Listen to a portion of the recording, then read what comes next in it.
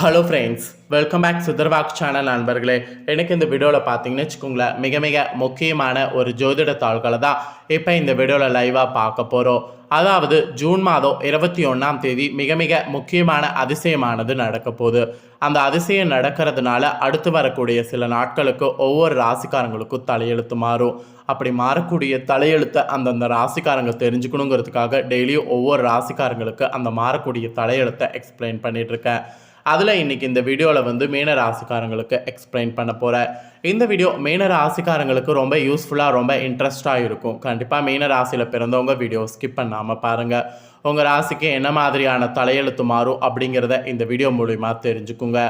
அதாவது ஜூன் 21ஆம் தேதி அன்னைக்கு ஆனி மாதத்தில் பௌர்ணமி திதியானது வருது. இந்த பௌர்ணமி திதி ரொம்ப முக்கியமான திதியாக கருதப்படுது. இந்த பௌர்ணமி திதியில் தலையெழுத்து நமக்கு மாறும். மூல நட்சத்திரத்தில் பௌர்ணமி வரும்போது கிரக மாற்றங்கள் பயங்கரமாக ஏற்படும். மூல நட்சத்திரங்கிறது ரொம்ப முக்கியமான நட்சத்திரம். இந்த நட்சத்திரத்தில் பிரகாசமான சந்திரனுடைய ஒளி படும்போது அது ஒவ்வொரு ராசிக்காரங்களுக்கும் தாக்கம் வேறு மாதிரி ஏற்படும். அந்த தாக்கம் பர்டிகுலராக அதிர்ஷ்டமாகவும் இருக்கலாம், ஆபத்தாகவும் இருக்கலாம். ஆனால் என்ன தாக்கம் ஏற்படும் அப்படிங்கிறது ஒவ்வொருவருமே தெரிஞ்சுக்கணும். ஸோ இந்த ஆணி பௌர்ணமி சாதாரண ஒரு பௌர்ணமியாக கருதப்படல.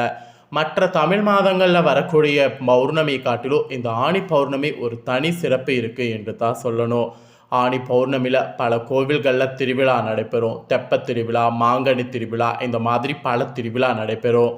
ஆணி மாதமே ஒரு ஸ்பெஷல் மாதம் தான். ஆணியில் வரக்கூடிய உத்திர நட்சத்திரத்தில் ஆணி திருமஞ்சனம் நடைபெறும். ஆணியுடைய கேட்டை நட்சத்திரத்தில் சேஷ்ட அபிஷேகம் நடைபெறும். இப்படி ஆணியில் வரக்கூடிய ஒவ்வொரு நாளுக்குமே ஒவ்வொரு சிறப்பு இருக்குது.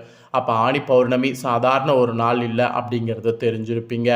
ஸோ இந்த ஆணி பௌர்ணமி சிறப்பான நாளில் வேண்டும் வரம் அருளக்கூடிய விரதம் இருந்து வழிபடக்கூடிய முறையை தான் பார்க்க போகிறோம். ஸோ அது என்னங்கிறத இந்த வீடியோவில் தெளிவாக நோட் பண்ணிக்கோங்க. ஸோ பௌர்ணமியில் விரதம் இருந்தாவே ஆட்டோமேட்டிக்காக எண்ணற்ற பலன்களை நம்ம வாழ்க்கையில் பெறலாம். அதுதான் நிதர்சனமான உண்மை.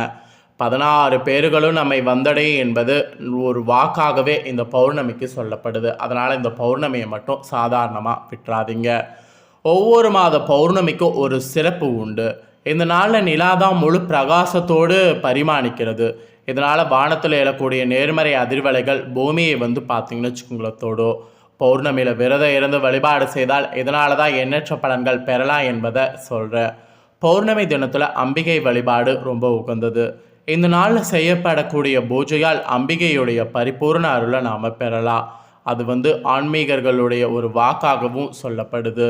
பௌர்ணமி நாளில் வீட்லேயும் குலதெய்வ கோவில்லையும் விளக்கேற்றி வழிபாடு செய்வதால் கூடுதல் சிறப்பான பலன்களை நாம் பெற முடியும். அதுதான் உண்மை. வீட்டுக்கு அருகில் இருக்கக்கூடிய அம்பிகை ஆலயங்களில் நடைபெறக்கூடிய அபிஷேகம், அன்னதானம், சிறப்பு பூஜைகள், விளக்கு பூஜை வழிபாடுகள் இதில் எல்லாத்துலேயுமே கலந்து கொள்ள வேண்டும். வீடுகளில் அவரவர் குலதெய்வ வழிபாட்டிற்கு பிறகு குங்குமம் அல்லது மஞ்சள் கொண்டு தெய்வத்துடைய மந்திரங்களை சொல்லி 108 முறை அர்ச்சித்து வழிபாடு செய்யணும்.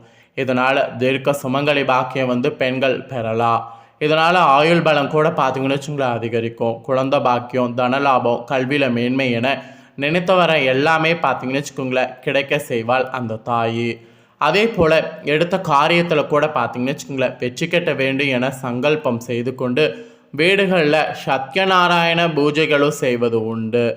இந்த பூஜை செய்வதால் வீட்டில் மகாலட்சுமியுடைய அருள் முழுசாக நிறைந்திருக்கும். 16 பேர்களும் நம்மளை வந்தடையும். இதெல்லாம் ஆன்மீக அன்பர்களுடைய வாக்காக சொல்லப்படுது. பூஜைகள் அவரவர் வழக்கப்படி குடும்ப வழக்கப்படி செய்யலாம். இருந்த போதிலும் விளக்கேற்றி வழிபாடு செய்கிறது சிறப்பான பலன்களை பார்த்திங்கன்னு வச்சுங்களேன் தர இருக்குது.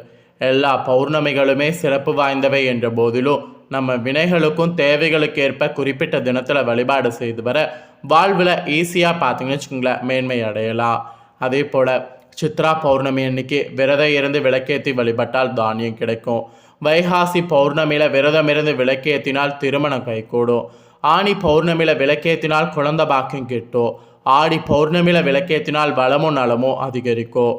ஆவணி பௌர்ணமியில் விளக்கேற்றினால் செல்வம் பெருகும். புரட்டாசி பௌர்ணமியில் விளக்கேற்றினால் லட்சுமி கடாட்சம் நிறையும். ஐப்பசி பௌர்ணமியில் விளக்கேற்றினால் பசிப்பிணிகள் நீங்கும். கார்த்திகை பௌர்ணமியில் விளக்கேற்றினால் புகழ் ஓங்கும். மார்கழி பௌர்ணமியில் விளக்கேற்றினால் உடல் ஆரோக்கியம் மேம்படும். தை பௌர்ணமியில் விளக்கேற்றினால் நன்மைகள் அதிகரிக்கும். மாசி பௌர்ணமியில் விளக்கேற்றினால் துன்பங்கள் விலகும். பங்குனி பௌர்ணமியில் விளக்கேற்றினால் தர்மம் செய்த பலன் கிடைக்கும். இப்படி ஒவ்வொரு பௌர்ணமியும் பார்த்தீங்கன்னு வச்சுக்கோங்களேன், விளக்கேற்றி வழிபாடு செய்யும்போது ஒவ்வொரு பலன் நமக்கு கிடைக்கும். ஸோ அதில் இந்த ஆணி பௌர்ணமிக்கு மட்டும் ஒரு தனி சிறப்பு இருக்குது. அதனால் ஆணி பௌர்ணமியை மட்டும் சாதாரணமாக விட்டுறக்கூடாது. ஆணி பௌர்ணமினாவே அது ஒரு தனி சிறப்பு. ஸோ இந்த ஆணி பௌர்ணமி அன்னைக்கு பார்த்தீங்கன்னு வச்சுக்கோங்களேன், மிகப்பெரிய கிரக மாற்றமானது உருவாகுது. அந்த கிரக மாற்றங்களால் மீன ராசிக்காரங்க நீங்கள் பெறக்கூடிய பலன்களை இப்போ சொல்ல போகிறேன், தெளிவாக நோட் பண்ணிக்கோங்க. கவலை பயம் இல்லாமல் எப்போதும் மகிழ்ச்சியோடு இனி இருக்கிற மாதிரி சூழ்நிலை உங்களுக்கு உருவாகும். அட் த சேம் டைம் நீங்கள் மற்றவர்களிடம் எதையும் எதிர்பார்க்காமல் உதவிகள் செய்யணும். அந்த உதவிகள் உங்களுக்கு பின்னாடி பெரும் வகையில் உங்களுக்கு பலனை கொடுக்கும். இந்த டைம் அது மட்டும் இல்லாமல் மற்றவர்களால் உதவி உங்களுக்கு கிடைக்கும். அதாவது மற்றவர்களால் உதவிகள் கிடைத்து காரிய அனுகூலம் உங்களுக்கு உண்டாகும். பகைகளில் கூட வெற்றி உங்களுக்கு ஈஸியாக கிடைக்கும். பணவரவு நீங்கள் எதிர்பார்க்கறதுக்கு மேலே தாராளமாக இருக்கும். கையிருப்பு ஒரு பகுதி கூடும். இதுவரை இருந்த தொல்லைகள்லாம் இனி உங்களுக்கு இருக்காது. எல்லா தொல்லைகளும் பார்த்தீங்கன்னு வச்சுக்கோங்களேன் நீங்கும். நீண்ட தூர பயணங்கள் செய்கிறதாக இருந்தால் தாராளமாக நீண்ட தூர பயணங்கள் செய்யலாம். நீண்ட தூர பயணங்கள் உங்களுக்கு சாதகமாக அமையும். மனதில் கூட தைரியம் பிறக்கும். அந்த தைரியத்தோடு நீண்ட தூர பயணங்கள் செய்யுங்க, நல்ல லாபம் உண்டாகும். இந்த பௌர்ணமிக்கு பிறகு சுக்கிரனுடைய சஞ்சாரம் உங்களுக்கு வலுவாக இருக்குது. அதனால் வாக்குவன்மை ஏற்படும். அதை பயன்படுத்தி ஆதாயம் நிறைய பெற முடியும். உயர்மட்ட பதவியில் இருக்கக்கூடிய உங்களுக்கு உதவிகள் கிடைக்கும். ஆக மொத்தம் உங்களுக்கு இந்த பௌர்ணமிக்கு பிறகு தலையெழுத்து சூப்பராக மாறப்போகுது. தலையெழுத்து நீங்கள் எதிர்பார்க்காத அளவுக்கு ரொம்ப ஒரு பிரம்மாண்டமான முறையில் இருக்க போகுது. ஸோ இது மட்டும் இல்லாமல் நீங்கள் தொழில் வியாபாரம் செய்பவர்களாக இருந்தீங்கன்னா உங்கள் தொழில் வியாபாரம் சற்று நிதானமாக நடக்கும். அப்போ தான் எதிர்பார்த்த லாபமானது கிடைக்கும். தொழில் தொடர்பாக செலவுகளும் கூடும், பார்த்துக்குங்க. சரக்குகளை வாங்கும்போது கவனித்து வாங்குங்க.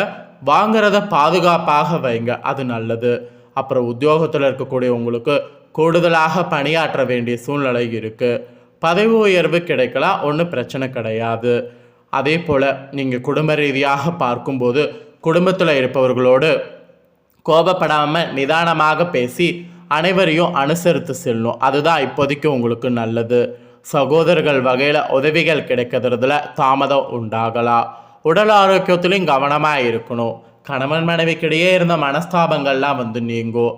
விருந்து நிகழ்ச்சிகளில் கலந்து கொள்கிறதா இருந்தால் கலந்து கொள்ளலாம். அதெல்லாம் உங்களுக்கு எந்த ப்ராப்ளமும் கிடையாது.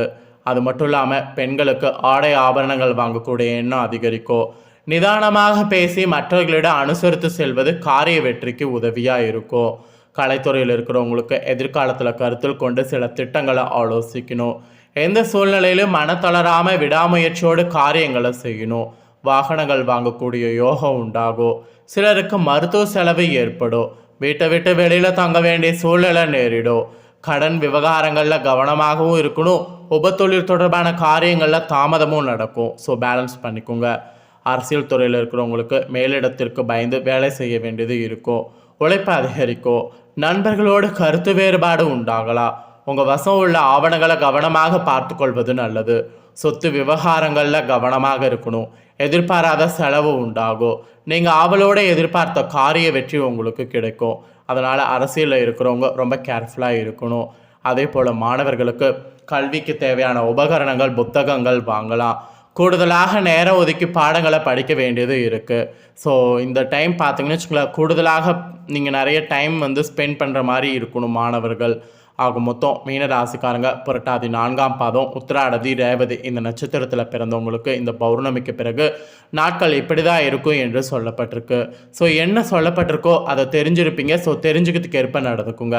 இந்த டைம் பரிகாரம் என்ன சொல்லப்பட்டிருக்குன்னா, இனி தினமும் வீட்டில் பஞ்சமுக தீபம் ஏற்றி தரிசித்து வரணுமா. இதை செய்திங்கன்னா மன அமைதி கிடைக்கும், காரிய அனுகூலம் உண்டாகும். அதனால் மீன ராசிக்காரங்க இதை செய்திடுங்க. ஸோ இந்த ஒரு வீடியோவை இப்போ நீங்கள் பார்த்து முடிச்ச உடனே இதை லைக் பண்ணி உங்கள் ஃப்ரெண்ட்ஸ் ஃபேமிலிக்கு ஷேர் பண்ணுங்கள். உங்கள் ஃப்ரெண்ட்ஸ் ஃபேமிலியில் இருக்கிறவங்களும் வீடியோ பார்க்கட்டும். அவங்களும் மீன ராசிக்காரங்களாக இருந்தாங்கன்னா இந்த தாள்களை தெரிஞ்சு இதற்கேற்ப நடந்து பலனடையட்டும். ஸோ கண்டிப்பாக வீடியோ லைக் பண்ணி ஷேர் பண்ணுங்கள். உங்கள் ஃப்ரெண்ட்ஸ் ஃபேமிலியில் இருக்கவங்களும் பார்த்து பலனடையட்டும். மேலும் இதே போல் புதிய அப்டேட்டான நிறைய வீடியோ நம்ம சேனலில் போடப்படும். அதை எல்லாத்தையுமே உடனுக்குடனே தெரிந்து கொள்ள மறக்காமல் நம்ம சேனலை சப்ஸ்கிரைப் பண்ணுங்கள். கூட பெல் பண்ண ப்ரெஸ் பண்ணுங்கள். ஃபர்ஸ்ட் டைம் பார்க்குறவங்க சப்ஸ்கிரைப் பண்ணாதவங்க சப்ஸ்கிரைப் பண்ணி பெல் பண்ண ப்ரெஸ் பண்ணுங்கள். வேறொரு புதிய தகவலோடு மீண்டும் இன்னொரு வீடியோவில் உங்களை சந்திக்கிறேன். நன்றி.